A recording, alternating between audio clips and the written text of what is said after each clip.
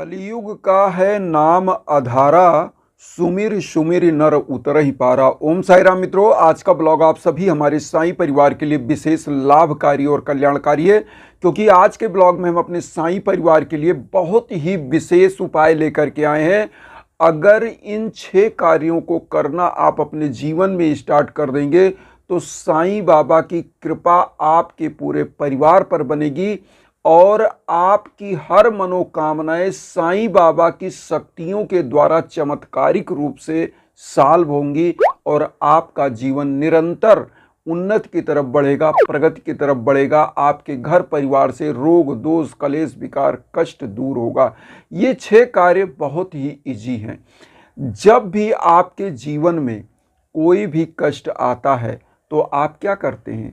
अपने प्रभु को याद करते हैं। लेकिन यहाँ पर एक चीज आपको ध्यान देना है, आप जब भी प्रभु को याद करें तो पूजा पाठ बढ़ा दें।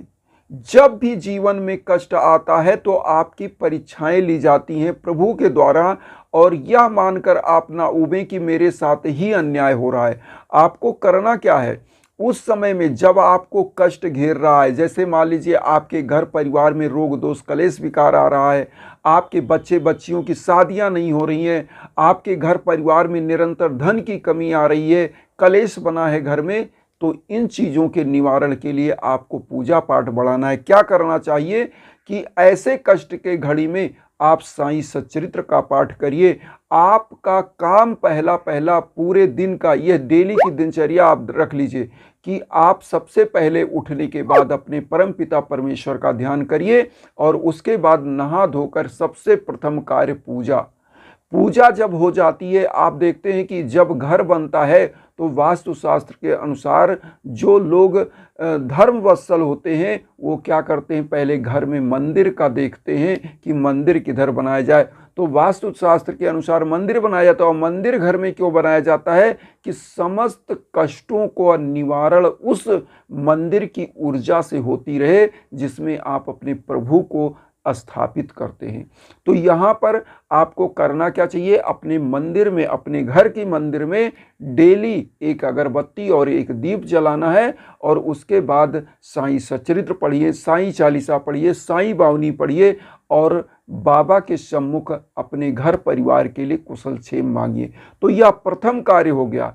दूसरा कार्य, जब आपके घर में विपदाएं आ रही हैं और आपके घर में बरकत नहीं हो पा रहा है तो आपको क्या करना चाहिए? दूसरा कार्य ध्यान से सुनिएगा। आपको अपनी कमाई का दशांश निकालना चाहिए दान के लिए। लेकिन यहाँ पर दशांश की बात छोड़िए, एक अंश भी आदमी नहीं निकालता। इसीलिए जो भी निर्धनता, गरीबी, दरिद्रता, धन का रुक जाना, घाटा लगना, ये क्यों हो रहा है? क्योंकि आप अपनी कमाई का कोई अंश नहीं दान करते हैं। तो यहाँ पर मैं आपको बता दूं, हम ये नहीं कहते आप दशांश निकालने में भी अगर आपको लालच लग रहा है तो आप एक दान पात्र बनाइए। अपनी कमाई का कुछ रुपए, 2, 4, 10 रुपए, आप लाखों कमाते हैं, हम तो कहते हैं 100 रुपए भी अगर निकाल के उस दान पात्र में आप डाल देते हैं और उसको जब भी कहीं तीर्थ यात्रा पर जाइए, किसी मंदिर जाइए, उसी दान पात्र से पैसे निकालिए और उसी के फल फूल लेकर के गरीबों में वितरण करिए। और यहाँ पर मैं बताना चाहूँगा कि जब आप अपनी कमाई का दान करते हो तो यहाँ एक चीज़ ध्यान रखिएगा कि जितने मनुष्य होते हैं, जितनी आत्माएं होती हैं, उनके अंदर एक हवन प्रज्वलित होता है जिसको बोलते हैं मेदाग्नि।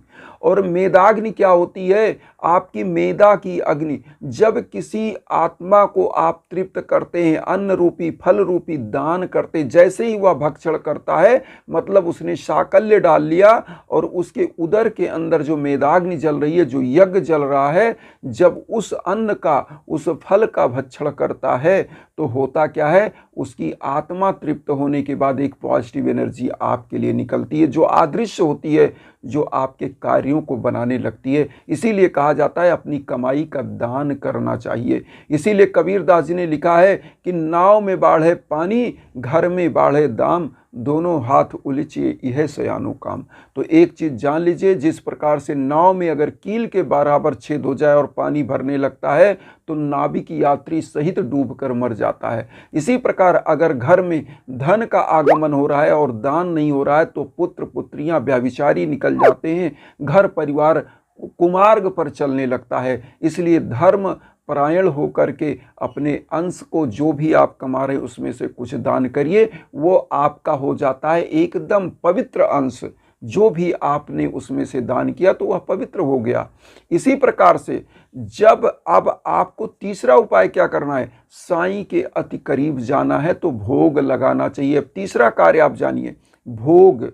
भोग क्या होता है, जब आपके घर में कोई भी निवाला आप खा रहे हैं, सबसे पहले अपने परम पिता परमेश्वर के सम्मुख पूजा में आप ड्राई फ्रूट का भोग लगाइए, जो अन्न आपके घर में बना है उसका भोग लगाइए और प्रभु से विनती करिए कि जो भी रूखा सूखा आपने दिया है वह आप पाइए। उसके बाद उस अन्न को प्रसाद के रूप में पूरा परिवार पाइए। खाना तो होटल में मिलता है, आपको अन्न मतलब भोजन करना है, प्रसाद ग्रहण। हमारे घरों में जब भोग लग जाता है तो पूरा खाना जो भोजन जो है वह प्रसाद बन जाता है। तो बाबा को भोग लगाना सीखिए और उस भोग से कुछ गरीबों को भी जिस दिन अन्नदान करेंगे, जो महादान है, जो हमारे वेदों में कहा गया है, और इसीलिए हम कहते हैं कि अन्नदान महादान है, जो आपके पाप ग्रहों को काटता है, आपका परिवार आगे बढ़ता है।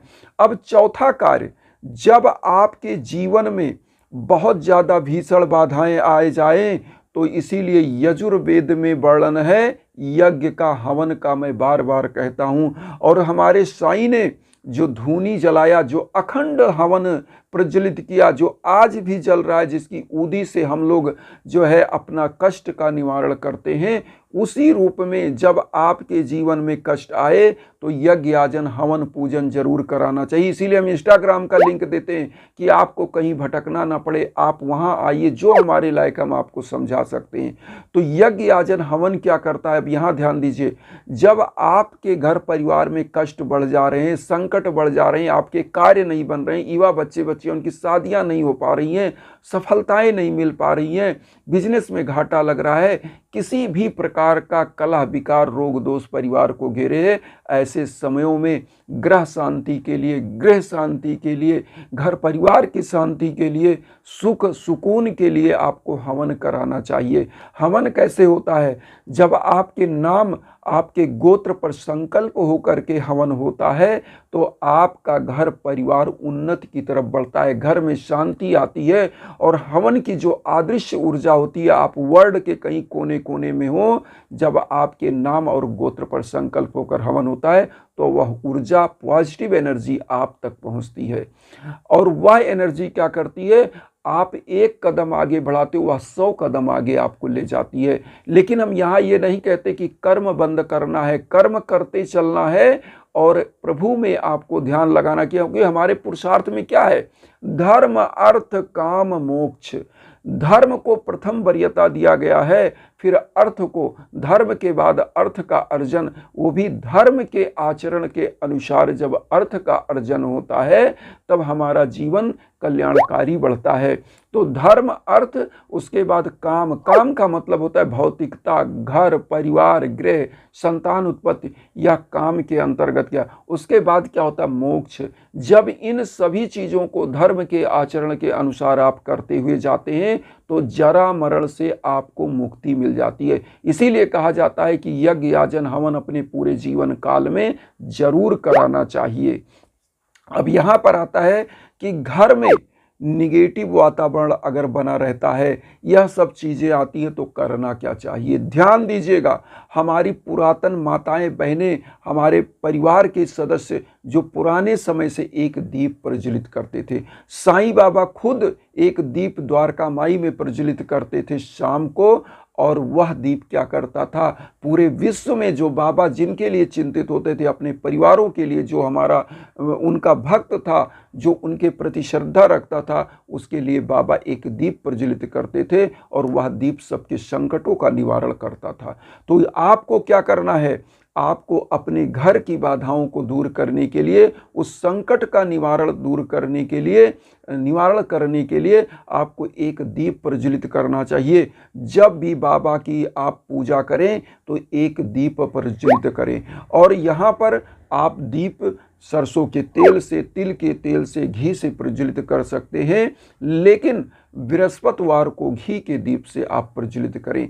ऐसी मान्यता है कि गुरु की प्रबलता बढ़ती है और माँ वैभव लक्ष्मी जहाँ घी का दीप, घृत का दीप प्रज्वलित होता है, वहाँ पर सबसे ज़्यादा वास करती हैं। और घी का दीप या कोई भी दीप आप प्रज्वलित कर रहे हो, प्रज्वलित करने के बाद, अपने प्रभु की आरती करने के बाद उस दीप से पूरे घर में दीप को दिखाइए, एक लोटा जल छिड़किए और इस दीप को ला करके अपने मुख्य दरवाजे पर स्थापित कर दीजिए।